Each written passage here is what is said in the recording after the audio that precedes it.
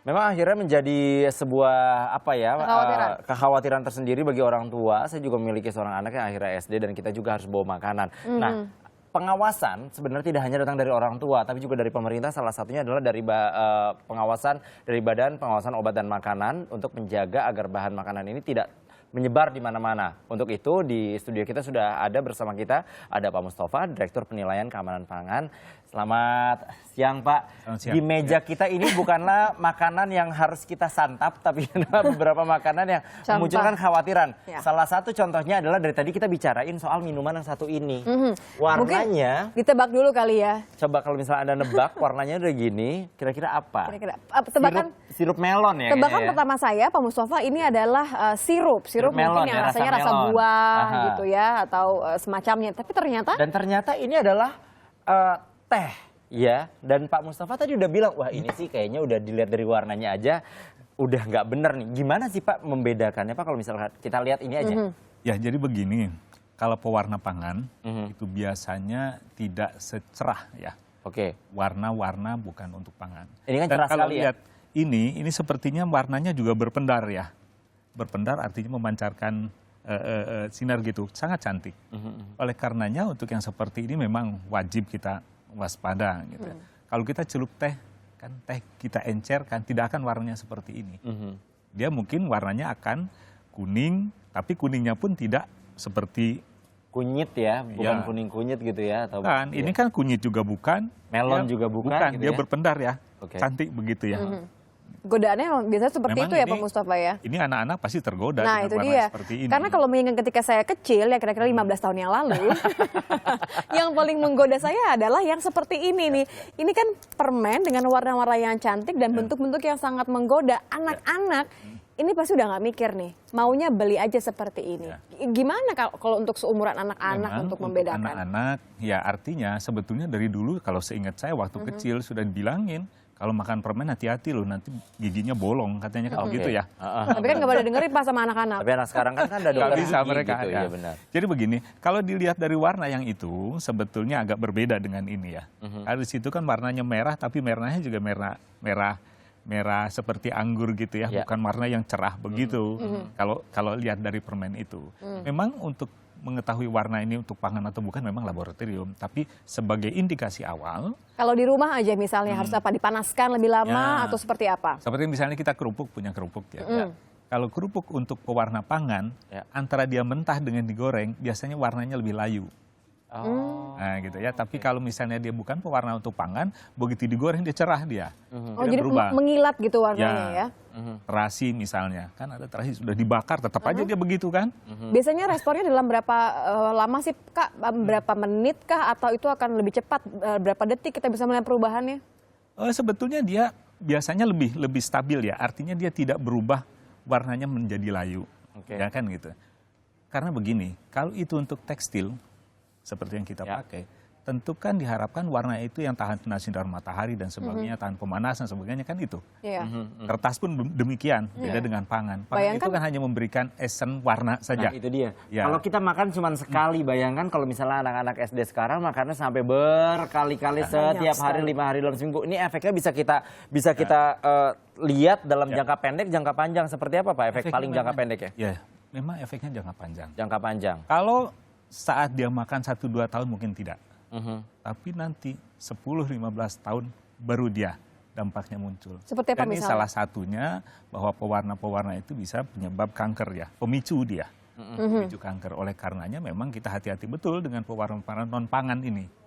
Kan itu karenanya kita Badan POM selalu mengawasi itu untuk Oke. pangan pewarna-pewarna Oke. yang memang digunakan untuk pangan tapi sebetulnya bukan untuk pewarna pangan. Itu Jadi itu dia. yang harus diwaspadai. Nah ini Ya. di sambungan telepon kami juga sudah terhubung Pak Mustafa dengan Pak Damar. Ini adalah ayah dari seorang anak di Blitar, Jawa Timur yang menjadi korban keracunan. Selamat siang Pak Damar. Ya, selamat siang. Pak Damar, bisa diceritakan anak Anda ini keracunan makanan jenis apa dan di mana Pak Damar? Keracunan jenis makan biskuit, seperti biskuit yang pada umumnya dijual di toko-toko. Ini dijual dengan cara dipotong sama penjual dipotong, lalu disuntikin satu seperti cairan berwarna-warni Itu katanya yang membuat enak rasa apa seperti itu untuk menurut cerita dari anak saya. Ini kejadian pada tanggal kemarin, tanggal 16, hari Rabu tepatnya 1 minggu yang lalu. Ini ada di lingkungan sekolah. Padahal untuk sekolah steril dari penjual jajanan seperti itu. Nah, pada saat itu sekolah kecolongan penjual jajanan yang menepi di pinggiran sekolah. Jadi untuk pihak sekolah tidak tahu kalau ada penjual makanan seperti itu. Dan pada saat itu, Pak, kejadiannya cepat sekali. Istirahat setengah 9, jam 10 kurang seperempat ataupun 9.45. Ini sudah semuanya merasakan akibat dari makanan itu tadi. Sudah ada langsung muntah, ada yang langsung pusing, dan langsung dibawa ke puskesmas setempat. Ini di wilayah Gandusari, Desa Semen. Ini sekitar 31 anak, Pak. Oke, kondisi anak Pak Damar sendiri saat ini seperti apa, Pak? Kalau ini berlanjut, Pak. Kalau sekarang panas juga, masih panas. Masih ya? Ini berlanjut, berlanjut seperti ini. Kemarin setelah dirawat di puskesmas, yang dirawat intensif dari 31 anak, yang dirawat intensif sekitar 9. Jadi satu hari ya di sana. Sudah ada laporan ke kepolisian, penyelidikannya sampai mana? Kalau kepolisian sudah ditangani oleh Polsek Gandusari. Oke, sampai mana Pak pelakunya? Apakah sudah terdeteksi atau seperti apa gitu? Kalau masalah tentang itu belum tahu, Pak. Belum ada kabar dari kepolisian juga. Berarti memang belum ada informasi terbaru ya. Terima kasih Pak Damar atas informasinya. Kami cukup prihatin dengan keadaannya dan semoga ini cepat selesai. Tadi Pak Mustafa ini juga salah satu yang memang akhirnya menjadi ini juga nih kekhawatiran. Ini di luar kantin resmi sekolah soalnya. Bahkan di luar kantin resmi sekolah atau seperti apa sih? Butuh nggak sih mungkin BPOM membuat edukasi khusus untuk orang tua agar lebih waspada dengan makanan atau jajanan-jajanan yang tidak steril seperti itu? Ya, sebetulnya memang ini selalu dilakukan ya oleh Badan POM gitu. Badan POM kan ada di daerah juga ada dalam ya. Namanya Balai POM di tiap provinsi. Nah, mereka selalu mengadukan edukasi, termasuk untuk jajanan anak sekolah ini sebetulnya sudah ada 23.000 ya SD yang sudah kita intervensi untuk jajanan anak sekolah ini. Cuma memang yang perlu diwaspadai adalah seperti tadi pedagang-pedagang yang memang kadang-kadang mampir begitu. Nah ini yang kadang-kadang tidak terdeteksi.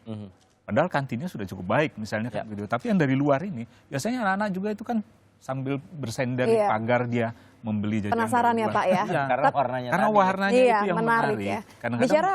Bicara soal anak-anak Pak, kita juga punya nih, kita melemparkan beberapa pertanyaan juga ke anak-anak untuk mengetahui apakah mereka tahu atau tidak nih makanan yang kira-kira menarik ternyata berbahaya bagi mereka. Kita punya ada beberapa pendapat dari anak-anak.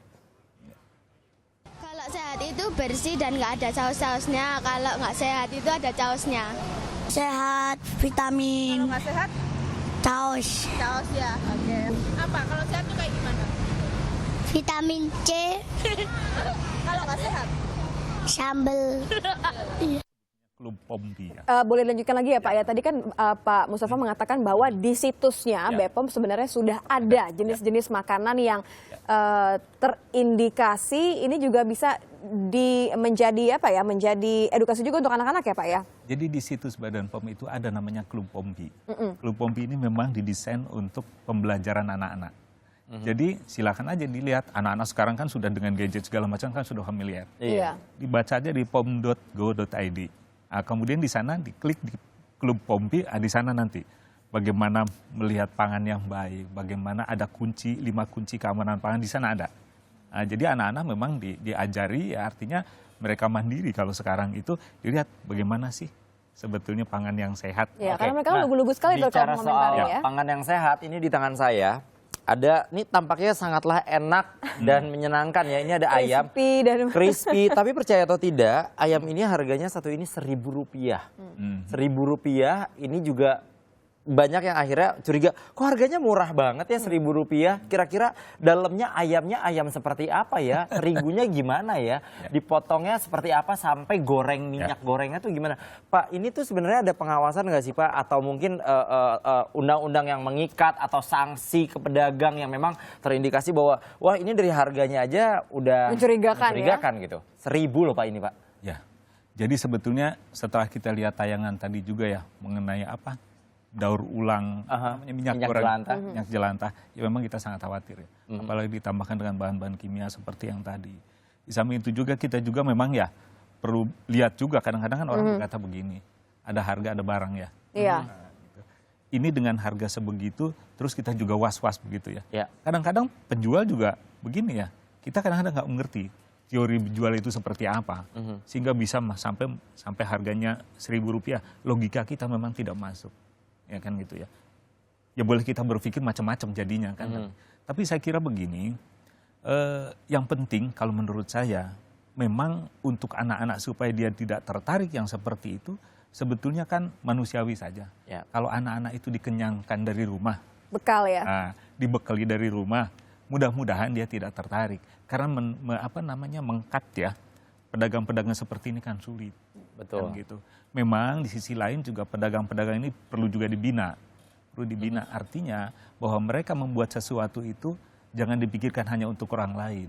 Tapi suatu ketika juga dimakan oleh keluarga dia. Itu yang perlu menjadi. Itu yang paling Jadi kalau tips-tips singkatnya untuk anak-anak juga orang tua, yang pertama adalah mengenali dari warnanya. Ya warnanya, kemudian dari teksturnya. Dari teksturnya dan harganya juga ya. Harganya boleh jadi itu satu pertimbangan. Itu juga harga menjadi satu pertimbangan. Karena begini, anak-anak juga, anak-anak SD terutama, itu juga mereka pada posisi yang kurang menguntungkan dalam arti kata, dia jajannya juga terbatas. Nah, itu Iya. Dikenyangkan dari rumah. Terima kasih Pak Mustafa. Tapi kalau kita lihat ya yang ini memang menggoda dan masih boleh dimakan kalau kata Pak Mustafa karena warnanya tidak terlalu ini. Tapi kalau ini warnanya terlalu cantik jangan dimakan. Kalau ini jangan dimakan. Karena ini keras. Kalau itu hanyalah piring kalau begitu ya Bar ya. Tapi kalau bicara nih mengenai bagaimana upaya-upaya juga untuk menggelar semacam jajanan yang sehat. Tadi kan kalau kata Pak Mustafa bermulai dari kantin sekolah. Nah, ini ternyata di Surabaya ada gelaran lomba kantin sehat. Untuk memberikan edukasi kepada para siswa supaya tidak jajan sembarangan. Jangan jajan sembarangan. Ya, ini kantin sehat di SMP Negeri 11 Surabaya. SMP Negeri 11 Surabaya sudah menerapkan kantin sehat untuk menangkal efek buruk dari jajanan tidak sehat di sekolah. Seperti dapat Anda lihat di belakang saya, ini adalah stand-stand begitu ya yang menyediakan berbagai macam makanan mulai dari makanan berat seperti ada bakso sapi, soto daging, lalu juga ada nasi goreng. Tidak hanya itu, makanan ringan pun ada seperti donat, lalu juga martabak, puding, minumannya pun juga sehat-sehat ya. Dan saya akan mencoba berbincang dengan salah satu siswa yang saat ini sedang menikmati jajanan ya. Halo Ani, selamat siang. Dengan siapa? Anissa. Suka nggak ada kantin sehat di sini? Kamu jajan apa nih? Jajan bakpia. Suka sih Mbak, karena kan selain harganya murah, terus makanan di sini tuh juga higienis, terjaga, terus pas sama kantong saku kita, terus kita juga semangat belajar gitu jadi makanannya. Saya akan mencoba berbincang langsung juga dengan Wakil Kepala Sekolah Bapak Karyo. Halo Pak, selamat siang Pak Karyo. Sebelah sini Pak. Pak, jadi untuk kantin sehat di SMP 11 ini seperti apa sih Pak sebenarnya? Iya. Kantin sehat di SMP Negeri 11 ini sebenarnya kita itu menghindari makanan-makanan yang berbungkus plastik karena itu hanya menjadikan sampah yang berlimpah saja. Kemudian juga bebas 5P, artinya bahwa jajanan yang ada di SMP Negeri 11 ini betul-betul tidak ada penyedap atau ada pewarna. Itu tidak, kita harus menghindari dan kita melarang yang berjualan di sini itu dengan makanan-makanan yang seperti itu.